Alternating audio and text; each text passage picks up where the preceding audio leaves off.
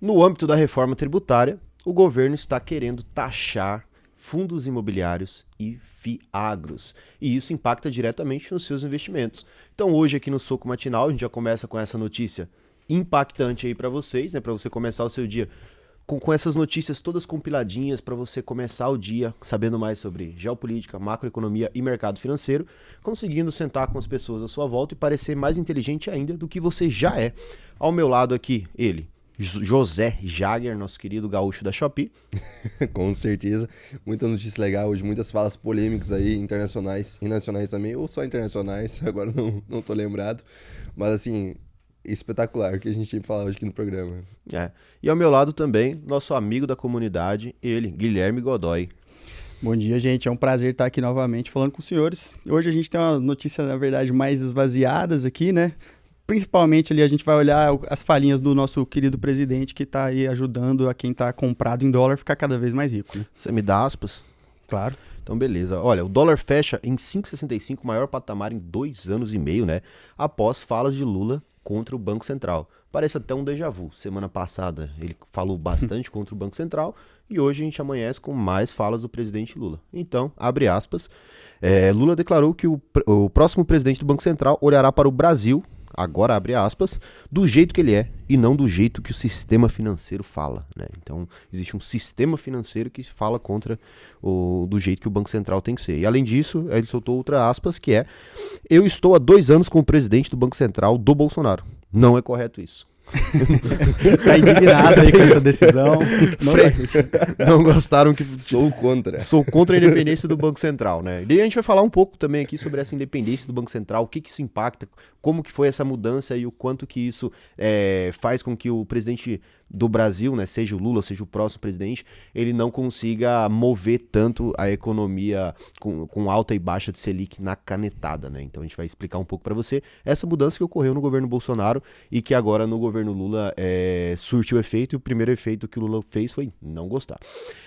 Também temos aqui, né, no âmbito também da reforma tributária, para dizer que não são só notícias ruins, os mesmos deputados que estão ali discutindo essa reforma tributária, em reunião com o nosso ministro da Fazenda, Fernando Andrade, o nosso querido Haddad, eles estão tentando agora colocar apostas esportivas no âmbito da reforma tributária. Então tem que taxar mesmo. Já imito minha opinião de pronto aqui. Mesmo ninguém perguntando, tem que taxar a aposta esportiva mesmo. Se a pessoa tiver a incapacidade mental de fugir de uma aposta esportiva, tem que pagar imposto mesmo, e não importa. Concordo. Seguimos com isso. E uma notícia não tão boa, né, que a Casa do Pão de Queijo, mais de 190 unidades aí espalhadas pelo Brasil, uma das maiores redes de cafeterias do nosso país, entrou em recuperação judicial. Então ela está com uma dívida de mais de 57 milhões de reais e com isso, vendo que não conseguiria solver as suas próprias dívidas, entrou com o pedido de recuperação judicial. Então assim, são várias pessoas, sempre quando a gente pensa em recuperação judicial, além das ações, é claro, né, a gente tem que lembrar que são muitas pessoas que trabalham, que têm seu emprego, que vivem daquele negócio e a falência de um negócio acarreta em uma queda gigantesca para toda a economia como um todo, né?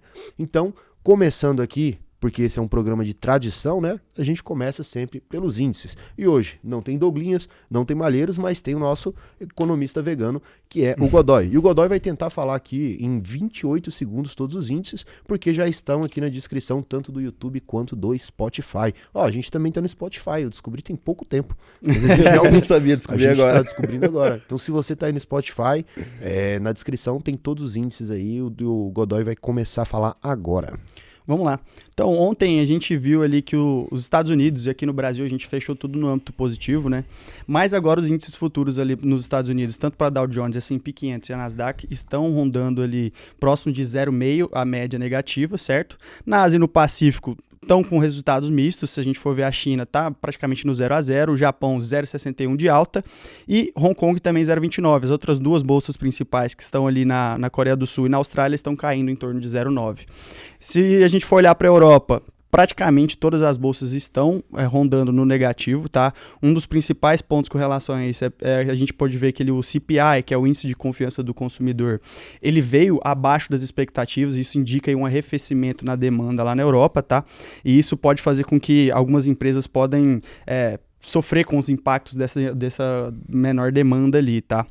E as commodities, o petróleo tá subindo, o nosso que é o Brent, referência para Petrobras, está subindo em torno de 0,67 a 87,18 dólares o barril, e o minério de ferro teve uma alta de 1,44 lá negociado na bolsa lá de Dalian, na China. E o Bitcoin está subindo mais de 1% hoje, chegando ao patamar de 62.568 dólares. Nas notícias internacionais a gente tem aí uma descoberta de um reservatório de petróleo na Namíbia.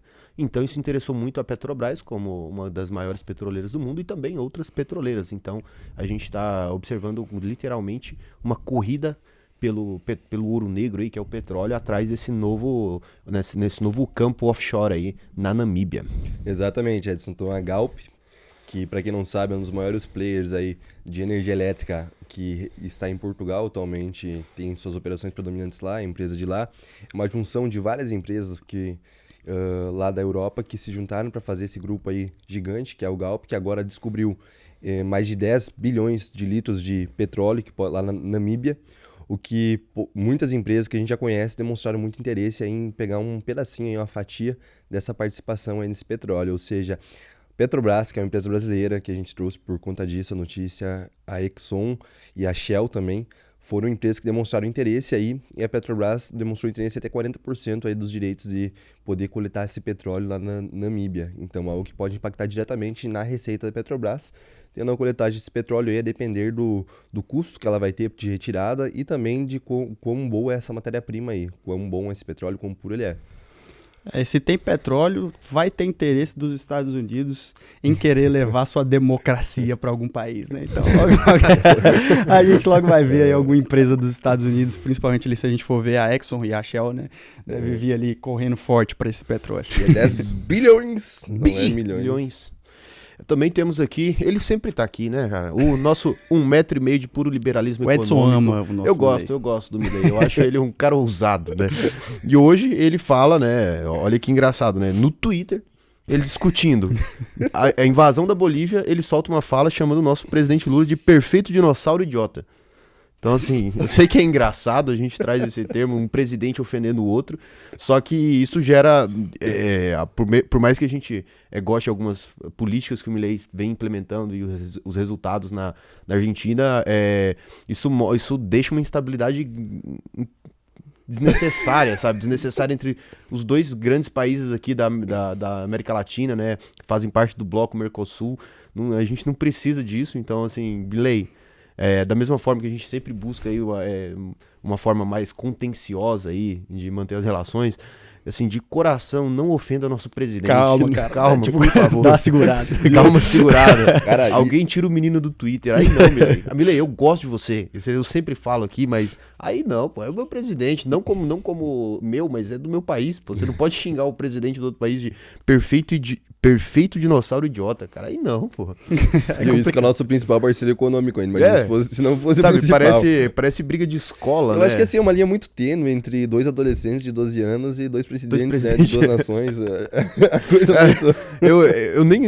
A gente ficou discutindo se colocava isso na pauta ou não, mas eu falei, cara, tem que colocar, cara. Não pode ser, cara. A gente tá vendo a história sendo escrita nos nossos olhos em bobeiras. É muito interessante, cara. Então, já no mercado nacional, né, o governo estuda essa taxação dos FIAGROS e também dos fundos imobiliários, né? Então, todos os dias a gente vem aqui falando sobre aumento de impostos e novamente aqui. Parece que essa reforma tributária está vindo a simplificação, né? A gente tinha o IBS e outras junções de impostos ali, mas todos os dias a gente não vê nenhuma redução, pô. Você tá vendo aumento de carga tributária, cara. Que isso? Isso realmente. A gente está vendo aqui que mais uma pauta está sendo inclusa aí no processo da reforma tributária, né? Dessa vez aí querendo impactar os fundos imobiliários e os fundos do agronegócio, né? Os FIAGROS, nessa reforma, falando que ao colocar esses fundos ali na parte da tributação, né? Que seria dos novos tributos, que é a do CBS e do IBS, eles teriam créditos a tributar, a compensar pensar depois na compra desses imóveis, que poderiam ser passados para os locatários. Ou seja, para o investidor pessoa física ali na outra ponta, disseram eles que o dividendo continuaria isento, então ele não seria impactado de forma direta. Mas a gente tem que lembrar que de forma indireta ele seria, porque, obviamente, isso impacta na receita daqueles fundos imobiliários. E se a receita ela é impactada, vai impactar o lucro e, obviamente, impacta quem está recebendo esses proventos ali na outra ponta, tá? Então, assim, são de 10 a 20% que estimam-se que isso pode impactar na distribuição dos dividendos. Ou seja, isso deixa de se tornar mais atrativo essa classe de ativos, tá? E deixa de fomentar também dois aparatos que são muito importantes aqui para a nossa economia, que é tanto o ramo imobiliário quanto o ramo do agronegócio. Então, esses fundos, eles são importantes também para difundir esse crédito, para às vezes ajudar ali com relação a essa parte de desenvolvimento dessas atividades do nosso país, e isso sendo taxado, né, ia ser muito dificultoso para a gente com relação a essa parte. Para o investidor na outra ponta, com certeza.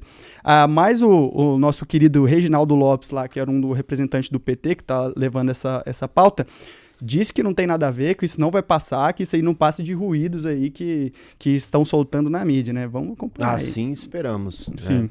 Eu espero friamente que o Reginaldo esteja certo. Porque não faz sentido nenhum, ainda mais a falácia de que isso não impactaria, né? Você vai tributar na cabeça, aqui em cima, não faz sentido. É claro que na ponta final ali, retirando essa margem, vai cair também para todo mundo.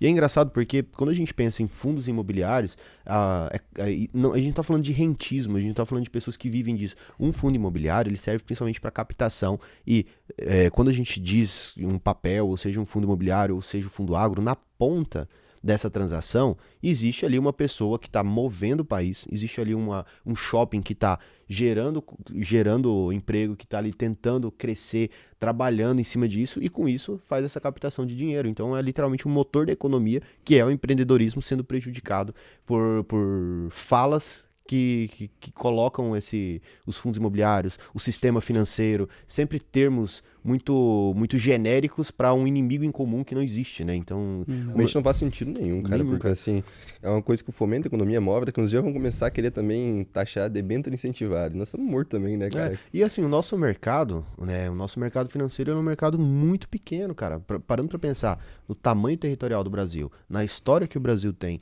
na população que o Brasil tem, a gente é gigante, pô, é a oitava economia do mundo, né?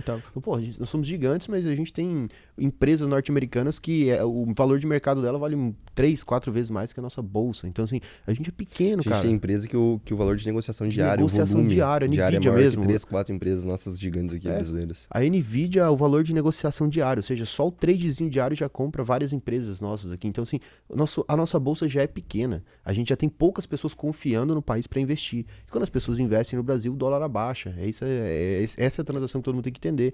E aí, mesmo tentando trazer pessoas para a bolsa, mesmo tentando mostrar o quanto que o mercado financeiro ele complementa a sociedade, ele não está à parte da sociedade, não existe a sociedade e o sistema financeiro, existe a sociedade com o sistema financeiro que faz a sociedade ser veiculada, faz a captação de dinheiro, os empregos sendo gerados, então é tudo a mesma coisa. E aí a gente vê uns ataques dessa forma, ataques que eu digo com mais tributação, e não só o fato de tributação, mas falas como sistema financeiro, os banqueiros. Só que quando a gente diz banqueiro, a gente está falando de tributação de brusinha da Shein, de $50. Então assim, é muito difícil eu chegar para uma pessoa e falar, vou tributar você. É muito mais fácil eu colocar uma carga tributária superior e um sistema maior. E agora que você comentou da Shein, acho que é legal a gente falar também, vamos ver como é que tá o tempo.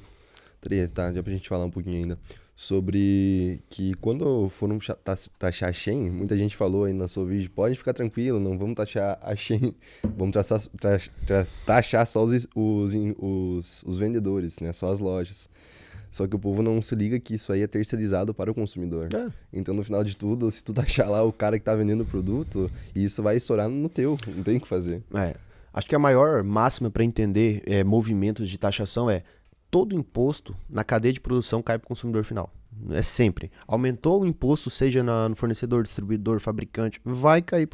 Ninguém perde margem. Todo mundo joga pro consumidor. E o consumidor é todo mundo, então. E o Edson é e-commerce, tá, galera? O Edson é o CEO do maior sex shop de luxo do Brasil. Então ele sabe o que ele tá falando. Eu sei exatamente o quanto que isso impacta diretamente, não só em lojas grandes, quanto as pessoas pequenas estão começando a vender alguma coisa, né? Mas é isso. A gente vem pra esse programa de manhã, a gente já fica puto logo de manhã, porque não tem como não ficar, cara. Ou você é um coração de gelo, ou não consegue ler notícia, ou você fica puto. O Brasil é assim. Vamos lá. Então, mas agora tem uma notícia melhor, que é, talvez a gente vai ter essa taxação aí de apostas esportivas na mesma reforma tributária, Agora né? sim. Agora sim. Toma, chama, Botão. Chama. Cara, realmente, cara, assim, ó, e não só aposta, tem que tributar também jogo do Tigrinho, tributar tudo. Cara, se assim, a Ambima fez um estudo, que o pessoal gasta mais dinheiro com jogo do Tigrinho do que com bolsa de valores, não que gaste mais em volume, mas que existem mais pessoas que jogam no jogo do Tigrinho do que investem na bolsa de valores. Por que não taxa tudo essa desgraça, se já quer taxar tudo que é coisa mesmo?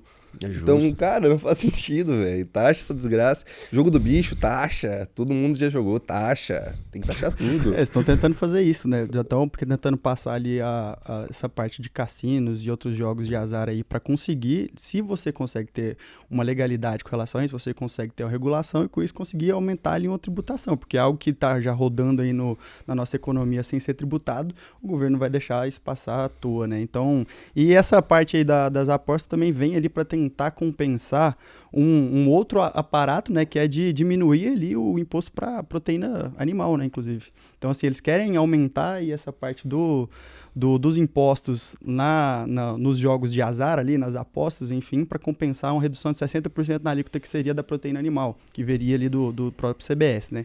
Então, é isso, né, tá tirando de uma ponta para ir para outra ali. Melhor ainda, a gente tá literalmente tirando o imposto da carne para colocar imposto em gente boba que aposta no Tigrinho. Então, maravilhoso. É seleção natural, darwinismo social acontecendo aí, ó. Maravilha. Acho que a melhor solução que o governo achou foi essa, hoje sim. Maravilha. Parabéns. E é engraçado, isso de apostas esportivas, por que a gente é tão enfático assim, até levando no bom humor? Porque, cara, pensa o seguinte, o brasileiro médio, ele já tem ali um trabalho gigantesco, condições péssimas de moradia, condições péssimas de transporte. A gente tem um esgoto a céu aberto, porque o saneamento básico não existe aqui em maior parte das cidades brasileiras. Então a gente já tem uma qualidade de vida muito inferior ao que a gente poderia ser como país. E aí as pessoas chegam no final de semana, vai assistir o seu futebol, vai assistir algum esporte ali como entretenimento. O que é entretenimento? É um momento de lazer. E ali, gente, como donos de casas de apostas, utilizam de muita grana, porque não tem tributação, para fisgar essa pessoa no marketing e conseguir arrancar dinheiro daquela pessoa no momento mais vulnerável dela, que é o final de semana, que ela tá no entretenimento, que ela tá tentando descansar para voltar segunda-feira a trabalhar. Então, cara, é muito desleal. Você vai num jogo de futebol, assim, como a gente já foi, inclusive eu e o José aqui já fomos, as pessoas estão lá entregando bonezinho, vai, aposta, sabe? Cara... Pô, R$5 o cara tá ali, e ganha um bonezinho. o cara se ferrou a semana inteira. Aí ele vai ali assistir o jogo pra tentar, entretenimento. Tem gente enchendo o saco, né? E aí tem gente tentando arrancar dinheiro, porque a mesa sempre ganha, né? A aposta esportiva, você vai perder em qualquer momento. Então, cara, o principal patrocinador do Brasileirão hoje é a Betano. Então, assim, você já vê o campeonato, o nome do campeonato já leva uma casa de apostas e hoje mais de 80% dos clubes da Série A já são patrocinados por algum tipo de casa de apostas. Então, assim, já está enraizado dentro do nosso futebol e isso é extremamente prejudicial. Então... Realmente, saiu um estudo agora recentemente, eu não vou saber onde é que eu li essa matéria, eu li agora essa semana passada que passou aí, que cerca de 20% da renda que sobra do brasileiro médio é destinada a jogos de azar e apostas esportivas. Caramba. Então vocês têm noção do quão oneroso se torna isso? A gente tem que ir na base também, então o trabalho que a gente já faz aqui de educação mesmo, nessa parte de alertar para os males que essa prática faz com a sua renda, tá? Já é principal, porque o brasileiro ele já tem uma educação financeira muito prejudicada, né? A gente não tem essas educações na escola, então a gente tem o trabalho de difundir isso e de falar, gente, não fica entrando nessas latadas que esse dinheiro fácil é só uma das artimanhas que o sistema utiliza para arrancar dinheiro de vocês, cara. Não cai nessa, não.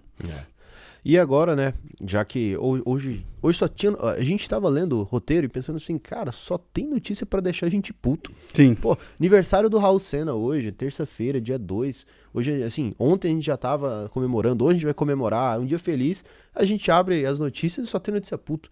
Então, pô, complicado, né? Mas... Continuando, quando você para deixar mais puto ainda, dólar bate 5,65 após falas do presidente Lula contra o Banco Central, cara. Eu tenho a pergunta aí pra você e pra você em casa. Quem chega ao Hexa primeiro, o dólar ou o Brasil? Brasil. Sou confiante. Você tá confiante? Eu tô confiante que o Lula vai dar uma segurada nas falas agora e a gente vai conseguir. Porque, olha, há outras aspas pro presidente Lula, né? Eu tenho que, com muita paciência, esperar a hora de indicar outro candidato e ver se a gente consegue ter um presidente do Banco Central que olhe o país do jeito que ele é e não do jeito que o sistema financeiro fala. E acrescentou destacando que, abre aspas, quem quer Banco Central autônomo é o mercado. Então, eu queria que o Godoy falasse um pouco mais sobre o que é essa autonomia do Banco Central. Por que o Lula está tão puto com essa autonomia do Banco Central e o quanto que isso, depois dessa implementação, dessa independência, do presidente não conseguir na canetada mandar o presidente do Banco Central embora e colocar outro que seja mais alinhado pró-governo, o quanto que isso impactou para o mercado e como que o mercado reagiu a isso também à época e agora o quanto que isso realmente é importante. Exatamente. Então, assim, primeiramente a gente tem que falar pro Lula realmente dar uma segurada nas falas, cara, porque isso aí tá atrapalhando muito até a própria política dele, cara. Pra mim não faz sentido as coisas que o Lula tá fazendo agora, tá? Se ele quer que o Banco Central abaixe as taxas de juros, ele tem que ficar quieto, criar uma estabilidade aqui dentro, mais confiança para que os investidores institucionais não saiam do país, para que os investimentos não saiam e para que o dólar não continue batendo as máximas aí, porque isso impacta a inflação. Se a inflação continua em patamares elevados ou acaba subindo, até mesmo com criação de novos tributos, que isso impacta também no preço lá no final, a taxa de juros vai ter que continuar elevada. Então, assim, cara, se você pensar um pouco, você está vendo que o que você está fazendo não é a melhor saída para isso. E voltando aqui para a parte da independência do Banco Central, essa é uma artimanha utilizada principalmente para que o próprio presidente, a parte do executivo, não tenha tanto poder sobre a política monetária. Então, assim, ele só consegue estar fazendo indicação a cada ano de 2 diretores para as cadeiras ali do Banco Central. E só no último ano do seu mandato que ele consegue fazer a indicação ali do presidente do Banco Central, que obviamente ele deve vir ali alinhado com as suas políticas, e com isso ele vai ter 1 ano com a maioria dentro do Banco Central e assim conseguiria ter ali um pouco mais de influência. Mas durante todo o seu mandato, ele não teria essa influência de conseguir mexer ali nas políticas monetárias. E obviamente então não pode acontecer igual aconteceu no governo Dilma, de abaixar ali a taxa de juros na canetada, as expectativas lá em cima com relação à parte da inflação, com outros problemas ali também, e com os gastos públicos, e isso fez o quê? A gente teve aquela crise maravilhosa ali, né, em 2015, que aconteceu no governo Dilma. Então, assim... Lugui do Manteiga. Exatamente. Que também tentam emplacar aí em todo lado, né? Mas, então, assim, essa parte da independência do Banco Central, ela é principalmente para que o governo não tenha tanta influência sobre a política monetária do país. Então, no final das contas, o que a gente faz aqui de manhã? Né? Você que chegou até aqui, 22 minutos desse programa, né? É um programa que a gente vem toda manhã aqui, 80% dos programas a gente tá gravando de ressaca, mas mesmo assim a gente vem aqui. Por quê? Porque no final das contas, a gente tenta trazer entretenimento, a gente tenta trazer humor, porque senão fica um programa chato, mas no final de tudo a gente tá falando de educação. A gente vem da UVP, a gente vem do Investidor Sardinha, é a mesma escola. Por quê? Cara, quando a gente vê esses problemas que a gente tem no Brasil, a maior parte deles seriam resolvidos com uma educação política, uma educação financeira na base, nas escolas. Se as pessoas entendessem o quanto que essa independência do Banco Central foi importante, o quanto que abaixar a Selic na canetada é importante, falar sobre tripé macroeconômico, e não como se fosse uma coisa mirabolante, mas é uma coisa tão simples, né? Ontem a gente estava falando sobre isso, o quão simples é isso. Então, no final das contas, se das pessoas que estão assistindo aqui, a gente conseguir fazer com que 10 pessoas compreendam, não decorem, mas compreendam o que a gente está falando no sentido de educação e consigam passar para frente para as próximas pessoas, e a gente vai conseguir ter uma coesão maior no nosso país de pessoas entendendo o que as ações políticas fazem na economia. Então esse é o nosso propósito no final das contas, né? Então, finalizando agora, a gente vai para o nosso último quadro, que é o Notícias Não Tão Irrelevantes. A gente tem uma notícia que está sendo impactada por tudo isso que a gente falou. A gente fez um arco perfeito. Ou seja, a gente tem todos esses problemas hoje econômicos no Brasil, que são causados principalmente por decisões políticas, né? E isso a gente não fala de governo X, governo Y, mas os problemas políticos do Brasil, eles vêm há muito tempo. Em menos de 30 anos a gente teve impeachment, a gente teve 2 impeachments, a gente teve Collor tirando o dinheiro da galera, a gente teve aí moedas infinitas, 8 constituições. Então, esses problemas políticos, eles acabam por chegar nessa última notícia, que é a Casa do Pão de Queijo. A Casa do Pão de Queijo, ela entra em recuperação judicial. É uma verdade, a Casa do Pão de Queijo é um reflexo de tudo que a gente falou. Pô, a gente fala de uma empresa com 190 unidades, com cada unidade ali com vários colaboradores, então a gente fala com muita gente que trabalha, que tem a subsistência vindo dessa empresa, que agora entra em recuperação judicial, por quê? Claro, pode ter problemas de gestão, pode ter várias coisas, mas o risco Brasil, que é empreender em um país onde as decisões políticas e econômicas são muito mais adversas do que em outros, fazem com que empreendedores acabem se ferrando. Então, assim, claro que é um multifatorial, não é isso que causa aquilo, mas é muito complexo a gente finalizar agora, é até poético, a gente terminar o programa falando, olha aí, mais uma empresa em recuperação judicial, e a gente tem até dados aqui do quanto que os pedidos de recuperação judicial vêm intensificando em algumas empresas aqui no Brasil, né, Godoy? Exatamente. Em 2023, a gente viu que teve mais de 1.400 pedidos de recuperação judicial. Então, já foi um aumento de 70% com relação a 2022. E agora, só nesse começo aí, nesse primeiro trimestre aí, a gente já viu subindo mais ou menos 80% das recuperações judiciais comparado a 2023. Se 2023 bateu o recorde de 2022, e agora 2024 tá parecendo que vai bater o recorde de 2023 também. Então, assim, esse aparato com relação a toda hora a gente vê os tributos mudando, então o empresário não tem nenhum tipo de previsibilidade com relação a isso. Aí você tem um ambiente totalmente hostil com relação à taxa de juros muito elevada, né, que está sendo praticada aí com o Banco Central, principalmente para tentar conter ali a inflação e as expectativas de inflação no futuro. Então, assim, cara, realmente, para o empresário aqui no Brasil é muito difícil, você não tem previsibilidade com relação a nada, o crédito é cada vez mais caro, então, assim, cara, como que uma empresa dessa consegue sobreviver no longo prazo? Então, grande parte delas não estão conseguindo sobreviver aqui no Brasil, e aí a recuperação judicial aumenta, e eu ia até dizer aqui para os nossos consumidores para consumir ali na Casa do Pão de Queijo, mas com pão de queijo naquele preço também fica difícil. Mas pois é. Todos os meses aí a gente tem aí... Não dá para defender. Até a própria Starbucks, né, cara, esses dias atrás estava entrando em recuperação judicial aí, foi comprado, não lembro qual empresa agora, e aí tá se reerguendo, não sei pra a Zamp do Burger King. Você vai sair do Brasil, vai ficar, cara, e é isso aí também. E assim, queria comentar com vocês, cara, só um adendo que eu queria comentar, que você comentou antes, sobre a educação que a gente tenta trazer aqui pro brasileiro, para quem acompanha a gente, um pouco de educação financeira. Claro que a maioria do nosso público já são assíduos no mercado financeiro, já sabem o que é uma Selic, não é um público tão iniciante. Mas para quem tá iniciando, cara, hoje, para falar para você aí, Edson, eu acho um absurdo que na escola a gente saia de lá sabendo o que é uma fórmula de Bhaskara e não sabe o que é uma Selic. Pelo menos a minha eu não aprendi o que era a taxa Selic, tá? E eu acho que a maioria das pessoas não sabe que a gente para na rua de perguntar. Então, para finalizar o programa, né, nesse clima de quase depressão, né? Porque a gente só trouxe notícia ruim, finalizou com notícia mais ruim ainda, né? Mas é isso, é terça-feira, né? E aqui é um programa de quê? De alegria. Então, recado final, energia aqui, ó, lá em cima, né? Para começar.